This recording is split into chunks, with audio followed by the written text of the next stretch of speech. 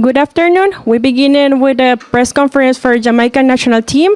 We are in the table. Heimir Hallgrímsson is the head coach for Jamaica. So if any person have a question, you can raise your hand. Coach, congrats on the first win in the tournament. 3 changes to the team, all in the back four. Can you talk a little bit about the varying reasons that you made those changes? Yeah, we have a good depth in the squad. Not big difference between some players. So yeah, we've tried these players in these positions. So it was Javane for Dexter, very equal players, and it's good to give both a ride, a chance to play. Amari was a little bit injured, so we didn't want to risk him. So that is why we changed the left back, and Taxi played there. Did a good job. At halftime, he felt stiffening up, so he wanted to come off. So we needed to do a change there. So we moved Dexter to left back, and then Latte Patier played right back in the second half. So it was a lot of changes in these positions.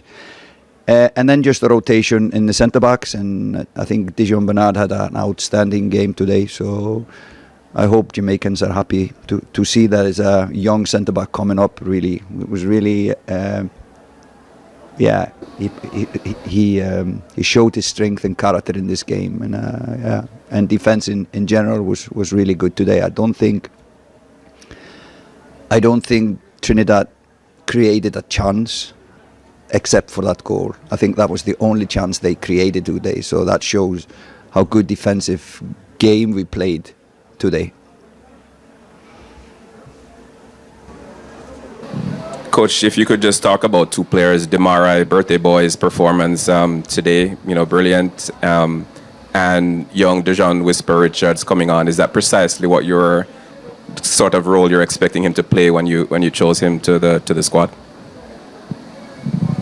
Yeah, if we start on Whisper, normally I don't like to talk about individual players, but I was criticized for picking the kid, or we were criticized by picking the kid, and he only needed 10 minutes to score a goal, youngest goal scorer in the history of the Gold Cup. So that shows why we selected him, and he's I don't think even he knows what he's going to do. The opponents don't know what he's going to do, and he's lethal. I have to admit, when he took the shot, I was, why are you shooting from this range? But he scored from it. So, he's kind of a guy that defies the odds a little bit. And all teams need players like him. And like we said on the press conference yesterday, he has a lot to learn, but he still knows a lot and can do a lot today. Dimi,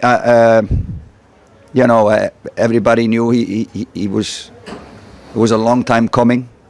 I think we started to talk about Dimi coming to Jamaica 2 years ago or something. So no, it was for everyone to see how good individual talent he is, taking players on, creating danger, really quality in everything he did with the ball, and he's fast as well. So it will take time for him to get into the tactics and get to know the players around him. But I think it was a good birthday present he gave to us, scoring 2 goals and creating. I think he had a really good game today. Yeah, Robert Williams, IRFM Jamaica. Coach, congrats on your first win. The first half saw Jamaica being lethal against the Trinidad team. The second half started, conceded a goal, and it was not until the 89th that we re-established that 3-goal lead. What happened in between there?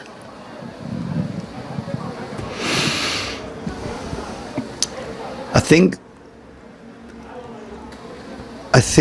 I want to disagree with what you're saying, because we were not that bad. We created a lot of chances to score the 4th goal and kill the game off.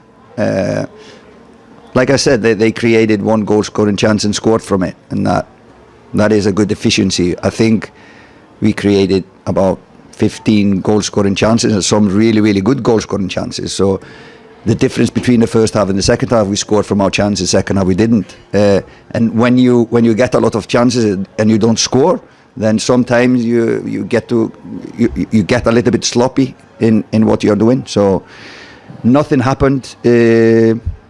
It was just this was a difference. I would say if we scored the fourth goal instead of conceding, then it would have been a totally different game. So you tend to get careful when you concede a goal, and football is a game of momentum. So they gained for the first time in the game they gained some momentum and belief, and that was unfortunate. But we played a good defensive game as a unit, and there was no danger, even though they had a momentum for a while. When Jamaica played against Jordan, it was said that Coach Hallgrímsson has not won a game in 7 outings. You must be relieved now to have gotten that off your back. How does it feel now to have come here and produce such a significant victory in the second game of the Gold Cup tournament? It didn't affect me at all. I was not counting. I'll tell you another fact. I haven't lost a competitive game for Jamaica, and that is what matters in the end, the competitive matches. And no, I'm pretty sure this team will grow. There's a lot of new players starting to play for us, and yeah, we've selected some new players, young players, etc. So they will only, and we will only grow as the tournament gets older. But I have to give a lot of credit to the coaching staff, to Meron Gordon, who had this meeting I talked about yesterday, just to explain how much this game means for Jamaicans. And I think he set the tone for the whole week or for the 4 days of preparation for this game. And I think the focus level was really high all this match, and I want to give him a lot of credit for this preparation for this match. Nobody have question here? We open the virtual conference. So Daniel Weller, can you make your question, please? Coach Daniel Wheeler from Gleaner Sports. Congratulations on your first win. Two-part question. Just one, I know that you say you don't really like to talk about individual players, but can you just briefly highlight the performance of Kevon Lambert? Second start for him. He seemed not to put a much foot wrong in midfield. Has it been in terms of reason of the trust? Can you talk about in terms of the trust that you have in him to start in that midfield position, and how have you seen him grow in the 2 games? And also, given the potent attacking sequences that we saw in the first half, is this just a glimpse of what Jamaicans can expect from the revised attack with Damari Gray, with Antonio, who had a very good game, Holder play, and Leon Bailey, once they've had more time to click and integrate? Yeah, I'll start on the second one about team cooperation, and that is the good thing about tournaments like these ones. Normally in a FIFA window, when you have players together for 7 days, maybe 8 days maximum, and you have 2 matches within that space, is so little you can do and work with them. And at that time, it's just to get them fresh for the first game, and then recovery for the second game. So it's always a limited time you have. But when we have a tournament like this, you can always add in things where you can improve the understanding between individual players, etc. And you can do a lot of things in a tournament, a lot of meetings to explain things. So that is helping us a lot, and that is why it's really important for us to be here, and that is why it's really important for us to try to make it to the Copa America next year as well, so we can grow as a team and continue to grow, and hopefully we can do that. Thank you, Coach. First question was about Kevon Lambert, and I think he is gaining himself confidence. It doesn't come from us. He knows how good he is. His role is maybe a little bit more clarified from the coaching staff what is his job on the pitch, and I think it suits him. He's a hard-working guy, really an honest player, and yeah, 2 games now for him, and both of them have been really, really solid. Thank you, Coach. That's the final for the press conference. So thank you so much for the time, and have a good night. Welcome.